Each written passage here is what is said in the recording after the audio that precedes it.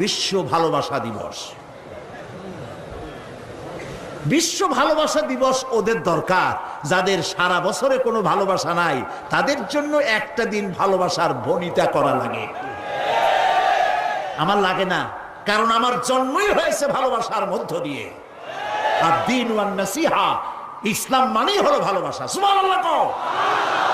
ইসলাম মানেই হচ্ছে ভালোবাসা। আমার জন্য আলাদা কোনো ভালোবাসা দিবসের দরকার নাই। ওই সেই ৯৭-তে ওই হুজুররা যখন ক্ষমতায় ছিলেন, সেই সময় বিশ্ব ভালোবাসা দিবস পালন করতেছে। কি ভালোবাসা দিবস? কলেজ বিশ্ববিদ্যালয়ের ছাত্র ছাত্রীরা সরোয়ার্দী উদ্যানের গাছের গোড়ায় বসে গেছে, সব জোড়ায় জোড়ায় বাকবাকুম পায়রা। বিশ্ব ভালোবাসা। এক মন্ত্রী ঢাকা বিশ্ববিদ্যালয়ের টিএসসি মিলনায়তনে বক্তৃতা করলেন, বিশ্ব ভালোবাসা দিবসে আজ আমি ঘোষণা করতে চাই, বিল ক্লিন্টন মনিকা প্রেম অমর হোক। মন্ত্রী বললেন, আমি পার্লামেন্টে ধরলাম তাকে, বললাম, মাননীয় স্পিকার, বিল ক্লিন্টন তার মেয়ের বয়সী মনিকার সাথে যে কাজটা করেছে, সে কাজের জন্য বিল ক্লিন্টন নিজেই অনুতপ্ত। টিভি এবং রেডিওর মাধ্যমে গোটা জাতির কাছে ক্ষমা চেয়েছে। আর হিলারির পাও রাতের বেলায় কতবার ধরেছে, হিলারি আর তিনিই জানেন। যে অপরাধের জন্য তিনি নিজে অনুতপ্ত, সেই অপরাধের বিষয়টা নিয়ে একটা মন্ত্রী কতটা চারিত্রিক দিক থেকে হীনমন্য হলে ছাত্রছাত্রীর সামনে বলতে পারে, বিল ক্লিন্টন মনিকা প্রেম অমর হোক। বললাম, মাননীয় স্পিকার, একদিকে নাচুনে বুড়ি, আরো যদি পায় ঢোলের বাড়ি, তাহলে অবস্থাটা কোথায় গিয়ে দাঁড়ায়? আমার দেশে, মুসলমানদের দেশে বিশ্ব ভালোবাসা দিবসের কোনো প্রয়োজন নাই। বিশ্ব নারী দিবস পালন করা, বিশ্ব কন্যা দিবস পালন করা ওদের দরকার, যার দেশে নারীর কোনো মর্যাদা নাই, যেখানে কন্যার কোনো মর্যাদা নাই, যেখানে মাতৃত্বের পিতৃত্বের মর্যাদা নাই, সেখানে প্রয়োজন। আমার দেশে প্রয়োজন নাই। দিবস পালন করতে করতে এখন কিসব দিবস পালন করতেছে। কালকের পত্রিকায় দেখলাম বিশ্ব পায়খানা দিবস। আমি জানি না আপনারা বিশ্বাস করবেন কিনা, আমার নিজের চোখ দিয়ে দেখছি, নিজের চোখ দিয়ে দেখছি। পত্রিকাটার নাম আমি নিলাম না, এটা জঘন্য পত্রিকা, এখন বুঝে নিতে পারেন। বিশ্ব পায়খানা দিবস, নওজুবিল্লাহ, মানে তালাশ করে পায় না, করবে কি? এরপরে দেখলাম ঢাকায় দেওয়ালে লেখা বিশ্ব চিন্তা দিবস। তো বিশ্ব চিন্তা দিবসের এটার থিমটা কি, করবেটা কি? তো যারা আয়োজক তারা বলল যে আমরা ওই বিশ্ব চিন্তা দিবসে রাস্তার মোড়ে মোড়ে বসে চিন্তা করব যে আদৌ কোনো ব্যাপারে আমরা চিন্তা করতেছি কিনা।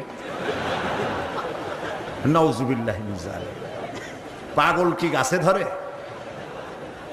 প্রিয় ভাই সব, আল্লাহ রাব্বুল আলামিন নারীর অধিকার দিয়েছে, কোরআন দিয়েছে, হাদিস দিয়েছে। বুক ভরে বলেন আলহামদুলিল্লাহ।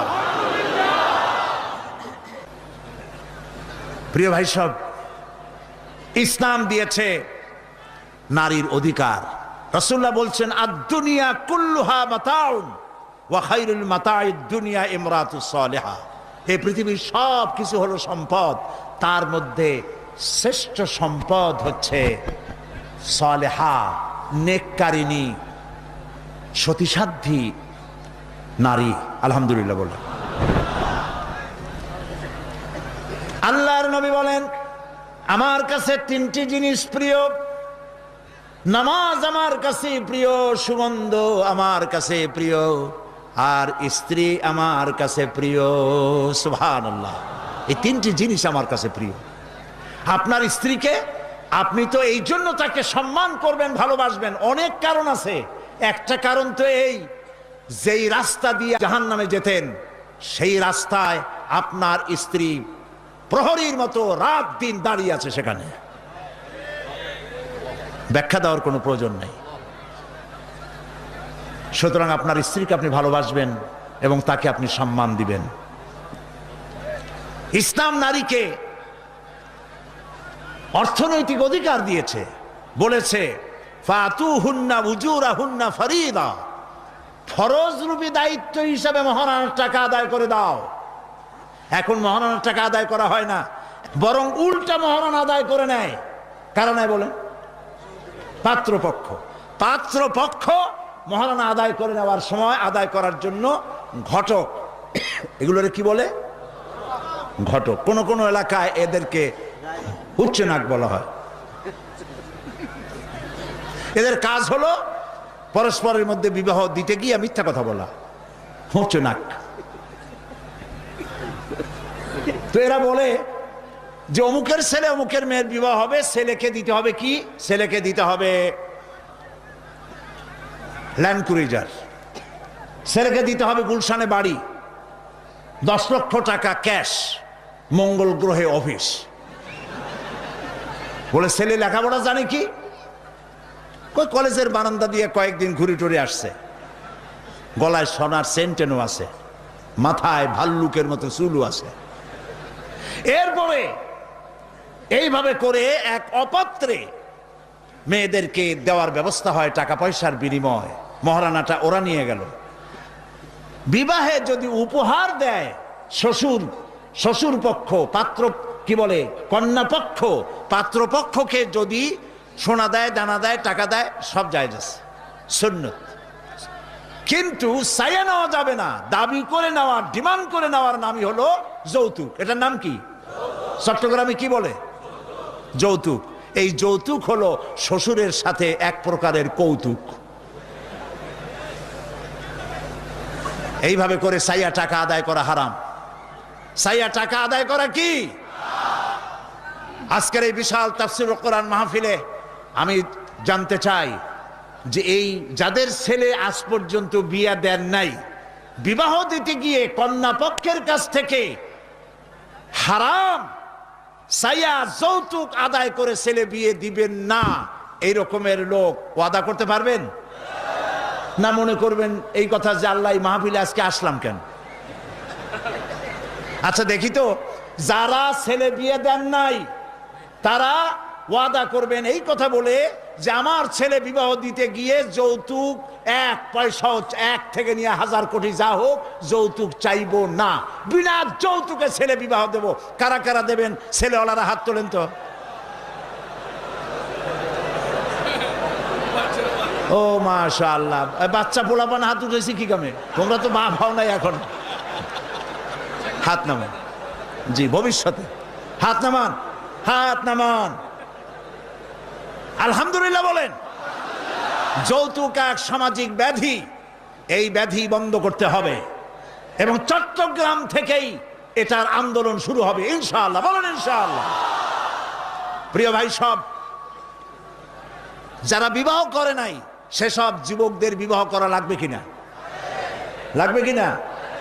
হ্যাঁ, ফুর্তি হয়ে একটু জোরেই বলতেছে লাগবে। এই বিবাহ করতে গেলে শ্বশুর যদি ঘড়ি দেয় বলবা আলহামদুলিল্লাহ, যদি শেরওয়ানি দেয় আলহামদুলিল্লাহ, যদি কিছু না দেয় নাউজুবিল্লাহ, নাকি? তাও আলহামদুলিল্লাহ। বরং তুমি কেন ফকিরের ছেলে ফেলে না তো? তোমরা যুবকদের বলতেছি, ফকিরের বলাবার না তো। তো বউ ওই কি বলে, যারে বিবাহ করবা সেই শ্বশুর বাড়ির টেলিভিশন না হইলে দেখা যাবে না তুমি কি খয়রাতির পোলা। যদি এখন তো দেখতেই হয়, তো বউয়ের বাপের কাছ থেকে টেলিভিশন না নিয়া মসজিদ গুলার সামনে শুক্রবার দিন থাল পাতে বসে যাইও। তাও কন্যা পক্ষের কাছ থেকে চাইয়া নিবা না। কিছু দিলে আলহামদুলিল্লাহ, না দিলেও বিনা যৌতুকে নিজের পায়ে দাঁড়াইয়া চাকরি করে বিয়ে করবা। চাকরি কামাই রোজগার না করিয়া নিজে বাপের হোটেলে খাও, আরো একজন আনিয়া মেহমান বানাইও না। কাজ করবে, চাকরি করবে, ব্যবসা করবে, তারপরে নিজের টাকা দিয়া, বাপের টাকা দিয়া বিয়ে করিয়া বউরে রানী বানাইয়া ভালোবাসার সিংহাসনে বসাবে, তাকে কোনো কিছু খোটা দিবে না।